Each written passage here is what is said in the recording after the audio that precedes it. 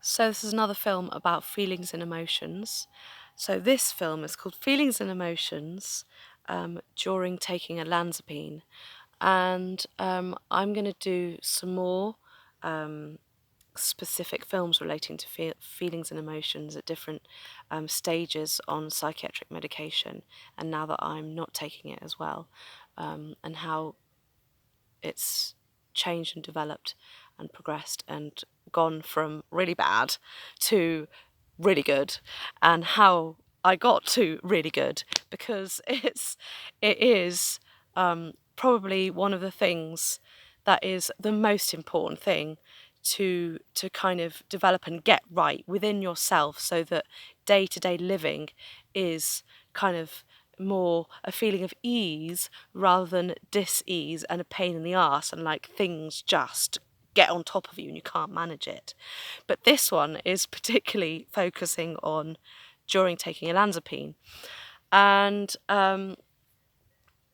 with that, I would say that I remember, this was obviously 8 years ago, it was a long time ago, but I felt like there was a huge part of me that was completely blocked, completely kind of static, unmoving, stodgy, heavy, and it was like, yes, there was a lot of tears and crying, but I think that was because I was still kind of reeling and reacting from the manic episode, and so there was that kind of coming out of me. And it was usually around dinner time, around 5 o'clock at night, and I just need to cry. So instead of putting my daughter through that, I'd go up to my bedroom and kind of have my dinner up there on my own, just so that I wasn't like damaging her emotionally and mentally. And but in time that kind of started dissipating a bit and leaving, and I didn't have to cry as much.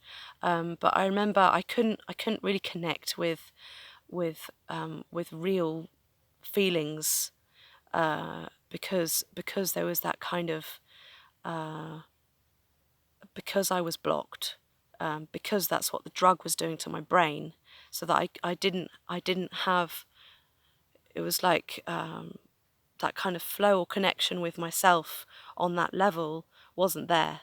So it's like I couldn't talk to myself on the inside to understand what was going on. I was just kind of like numb, that's a good word.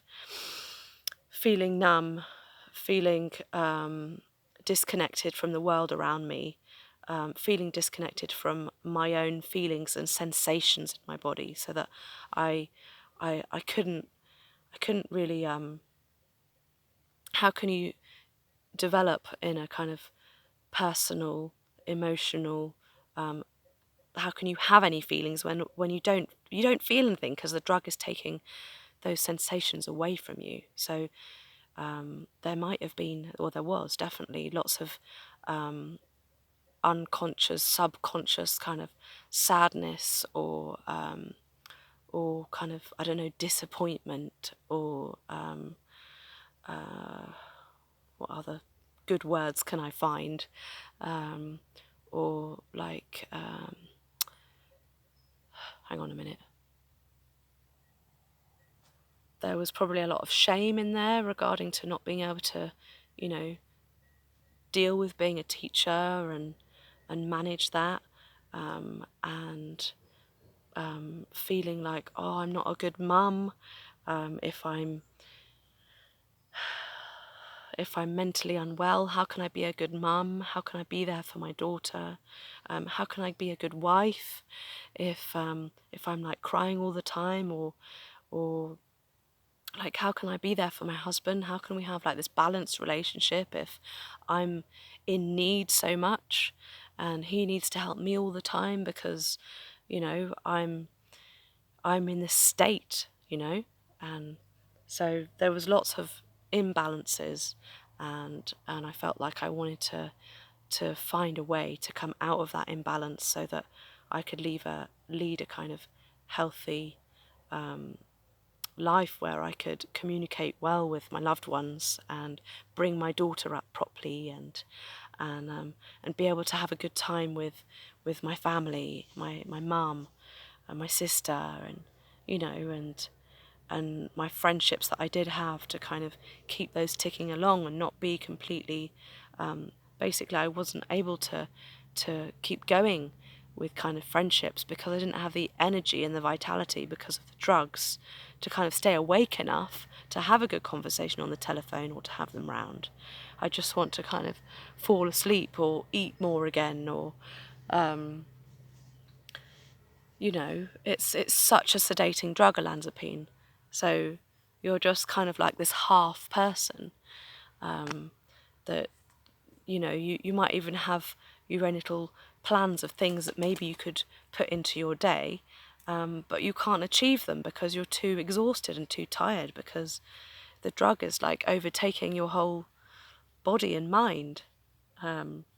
Yeah, so if you're on olanzapine, then I really feel for you, because it's a nasty drug, and if you need to be on medication, then I would probably see if there's some other options out there that would work for you better, because I think there are now better psychiatric medications on the market, that would maybe mean that you'd have a better kind of balance in your life.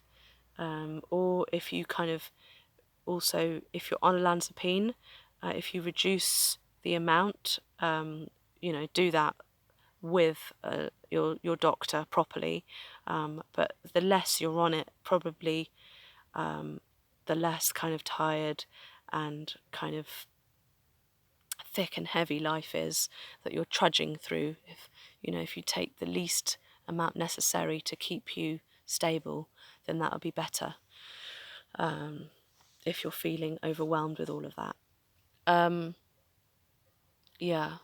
But for me, on those, this aspect of feelings and emotions, was much, much better with lithium, and that I was able to kind of reconnect much more with my feelings and emotions. I would say not 100%, because now that I'm off lithium, I will talk about that in another film completely, how much more connected I am with my feelings and emotions without any medication. So on lithium, yeah, I was able to have a bit more than olanzapine, but without anything, I'm totally there and connected with what's going on. I guess because I'm so I have a spiritual practice, I can kind of connect with the subconscious a bit more, but definitely things that are conscious, I'm much more connected with, and that I can deal with things that come up in the moment and be present and work with it in the present moment.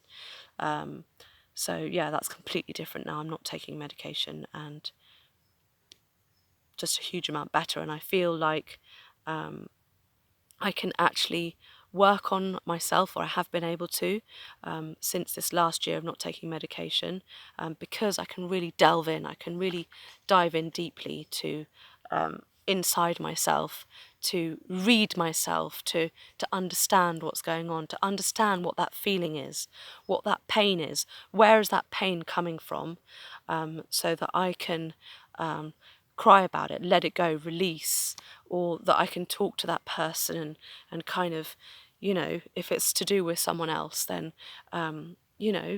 how, what was it like for you? What was it like for me? How is it now? How can we move forward together? And create this kind of new, rich, vibrant life that has ups and downs, that has emotions that are sometimes really sad, sometimes really joyful, but they're kind of it's kind of enriching rather than like taking you into a depression or something. It's just kind of the richness of like the tapestry of life. It's not like overwhelming. It's just like adds to the kind of detail and the lushness that life is. That it just makes it interesting, and it has more depth. So yeah.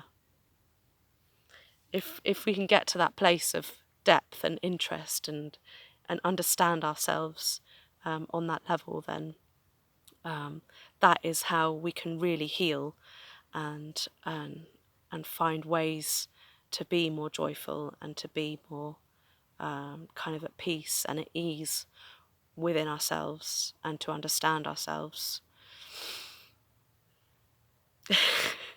So I hope you could see me. I know it's a bit tricky, and hopefully you can hear me well. And I'll see you again soon on the next film. Bye, guys.